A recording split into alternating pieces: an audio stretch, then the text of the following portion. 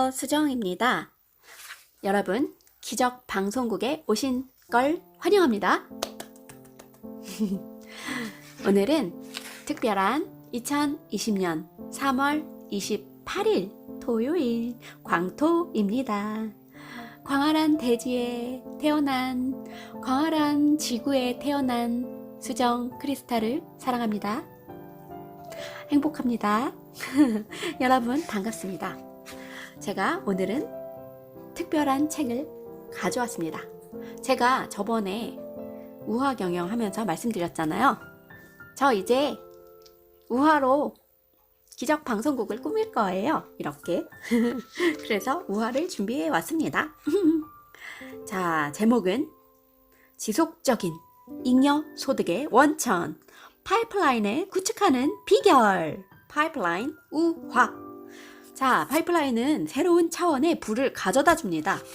이 책의 저자는 버크 헤지스. 세계적인 베스트셀러 작가이자 동기부여 강사이고 자유기업가입니다. 버크 헤지스는 10여 년 전부터 개인적, 재정적 자유를 주장해왔습니다. 현재까지 그는 7권의 책을 썼는데요. 10개 언어로 번역되었어요. 그리고 우리 나라에서 운이 좋게 10나라의 하나로 당첨되었습니다. 그래서 우리를 만나게 된 거예요. 그럼 몇 천만 분의 1이에요? 와, 대박이죠. 저희는 복권 사는 것보다, 복권에 당첨된 것보다 우리의 만남은 더 희박하고요. 이 책을 만난 건 더 희박합니다. 그래서 특별합니다. 당신도 백만장자가 될 수 있다. 100년 전만 해도 평범한 사람이 백만장자 대열에 오른다는 것은 꿈도 꾸지 못할 일이었습니다. 20세기가 시작되던 시절 평범한 사람들의 삶이 어땠는지 알아요? 자, 부유층과 빈곤층으로 나뉘어져 있었죠. 근데 10%가 상류층과 중산층이었고 나머지는 빈곤층이었어요. 근데 오늘날의 현실은 어땠을까요? 어떻게 변했을까요? 그냥 똑같아요. 현실도 똑같아요. 모두 다 현실 이렇게 가지고 있으려고 하는 물질들이 많아진 거지, 이 영성적으로는 멈추었습니다. 사실 멈추었습니다. 우리는 이래서는 안 되겠습니다. 미래를 생각하고 지금 현재를 절제하면서 절제의 성공학으로 살아야 할 것 같습니다. 자, 늘 열심히 일하는데도 불구하고 왜 항상 시간적, 경제적으로 허덕이고 쪼들리는지 생각해 본 적 있으세요? 결론을 말하자면 출발부터 잘못된 길로 들어섰어요. 우리가 시스템을 잘못 선택했다는 거죠.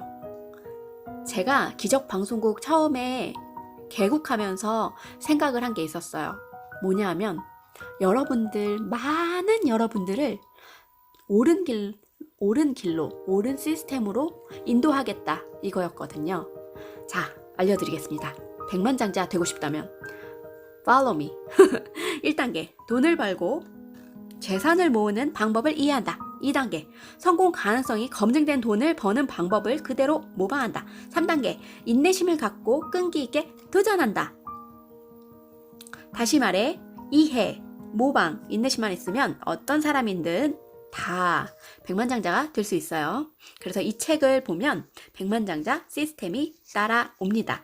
오랫동안 아주 많은 사람이 간단하고 쉬운 이 시스템을 활용해 왔어요. 실제로 지난 반세기 동안 수백만 명이 이 시스템을 통해 백만장자의 대열에 올랐어요.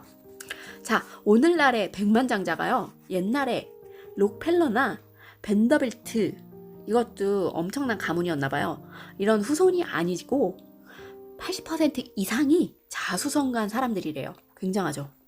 그래서 오늘날 백만장자가 되는 것은 선택의 문제일 뿐이에요. 그래서 우연히 이루어지는 게 아니라는 사실입니다. 자, 우리 첫 발을 한번 내뎌 볼까요? 이탈리아 중부 어느 마을에 파블로와 브루노 두 사람이 살았어요. 어느 날 기회가 찾아온 거예요. 마을 사람들이 이 젊은이들한테 강에서 물을 길어다 광장에 있는 물 탱크를 채울 사람을 구하는데 이 두 젊은이가 구해졌어요. 그래서 선택된 거죠. 그래서 물 곧 지원했고 한 통에 1펜이래요. 너무 싸죠. 그래서 브루노는 너무 만족하는 거죠. 하루에 100통이라도 지을 수 있다 생각을 한 거고, 그러면 하루 종일 하면 1달러라고 자기 부자가 될 거라고 하면서 너무 좋아하게 된 거예요. 근데 우리 파블로는 한 번 하고 나니까 손에 물집이 잡히고 온몸이 막 쑤셨던 거예요. 그래서 내일 또 힘겹게 물통을 지어야 한다는 상황이 너무 끔찍한 거예요. 그래서 브루노는 돈을 벌어서 2층 집을 사고 비싼 레스토랑 가서 저녁을 먹고, 그래서 그 돈을 다 써버리는 거죠. 값비싼 음식 먹으니까 거기다가 옷도 샀겠죠. 모두 샀겠죠. 차도 샀겠죠. 모두 샀겠죠. 자, 마을 사람들은 별거 아닌 이 사람의 농담에도 크게 웃어준 거예요. 네, 파블로는 어떻게 됐을까요? 파블로는 힘드니까 내가 이걸 다 계속 어떻게 해 해서 파이프라인을 구축하기로 하고, 오전엔 물통을 힘겹게 지고 나머지 다들 한가하게 놀 오후의 시간에는 저녁에 반드시 꿈을 이루겠다는 각오에 열심히 땅을 팠대요. 파이프라인을 설치해서 큰 수입을 얻기까지 1, 2년 아니면 더 많은 시간이 걸릴지도 모르는 일이잖아요. 그러나 파블로는 자기 자신을 믿고 신뢰하고 누가 뭐라고 하든 꿈을 향해서 설치하기 시작했어요. 마을 사람들이 다 놀리는 거죠. 파이프라인 맨이라며. 여기에다 오전에만 물통을 나르는 파블로에 비해 하루 종일 물통을 날라 수입이 2배였던 브루노는 만날 때마다 새로 구입한 것을 자랑했대요. 날이 갈수록 1cm는 1m로 늘어났고 다시 10m, 20m, 100m가 되었어요. 오늘의 고통은 미래의 성공을 보장한다. 하루에 고된 일과를 마치면 파블로는 초라한 오두막집에 들어서며 스스로를 격려했대요. 작은 성공을 이룰 때마다 자신을 격려한 거죠. 우리의 파블로는 꿈을 실현한 날이 점점 다가오고 있었어요. 상대적으로 우리 브루노는 어떻게 됐는지 알아요? 어깨는 축 처졌고 등은 굽었고 걸음걸이는 갈수록 느려졌어요. 얼마나 힘겨울까요? 평생 힘겨운 물통을 날라야 하는 자신의 처지를 한탄하고 분노와 불만을 터뜨렸습니다. 그는 술을 마시며 신세 한탄하고 집에 있는 것보다 술집에 있는 시간이 더 많이 늘어났어요. 아이고 불쌍해라. 자, 어느덧 브루노는 술집에서 예전의 쾌활함을 잃어버렸고 늘 어두운 구석에 혼자 앉아 술을 마셨습니다. 자, 그 반대로 우리 파블로는 그 마을에서 기적을 일으킨 사람으로 불렸어요. 완성했거든요. 마을은 날로 번창하고, 그래서 파블로는 이미 그 마을뿐 아니라 다른 마을에도 파이프라인을 설치할 계획을 세우고 있었습니다. 나아가 전 세계를 관통하는 파이프라인을 구축하려는 원대한 계획까지 세웠습니다. 그 사이 우리 파블로의 친구 브루노는 마음의 상처를 많이 받았나 봐요. 자, 우리 파이프라인 설치로 힘들게 물통을 나르지 않아도 물이 콸콸 쏟아져서 브루노는 일자리를 잃었고, 그러니까 거기에 우리 파블로가 브루노를 찾아갔습니다. 브루노, 너에게 부탁할 일이 있어. 그랬더니 이 친구가 마음의 상처를 받고 뭐라고 했는지 알아요? 나를 놀리려고 찾아온 건가? 착한 파블로. 진지한 표정으로 눈을 바라보며 말을 했어요. 너에게 엄청난 사업 기회를 알려주기 위해 찾아온 거야. 생각해봐.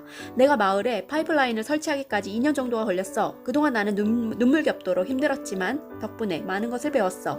어떤 장비를 써야 하는지, 어디를 파야 하는지, 파이프라인은 어떻게 설치해야 하는지 배웠다고.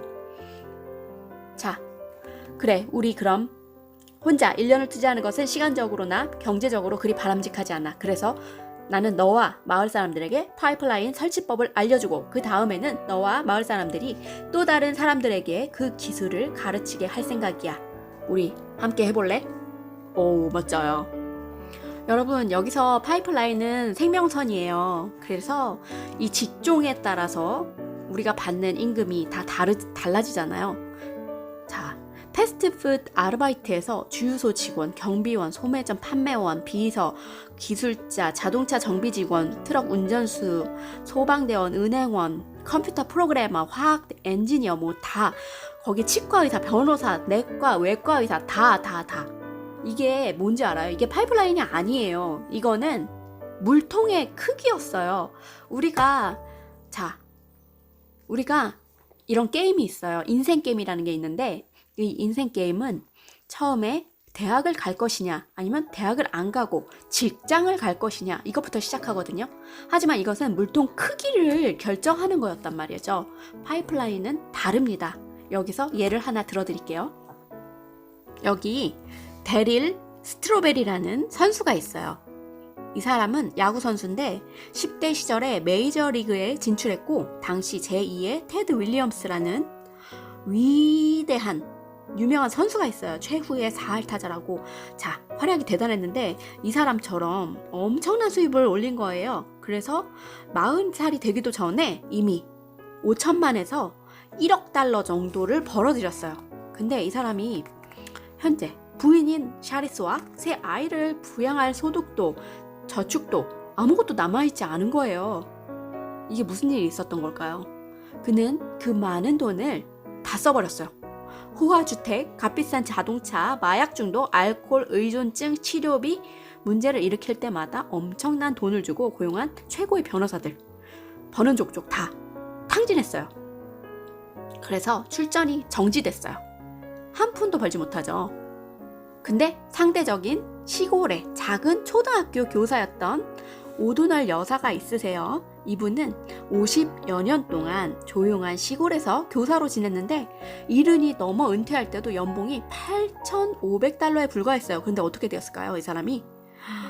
글쎄 무슨 비결이었냐면 이분은 매달 정기적으로 우량주를 선별해 투자했고 오랫동안 증식시키는 방식으로 장기적인 투자 파이프라인을 구축해 놓은 거죠. 자, 이 사람의 주식을 관리한 증권사 직원이 이렇게 말했어요.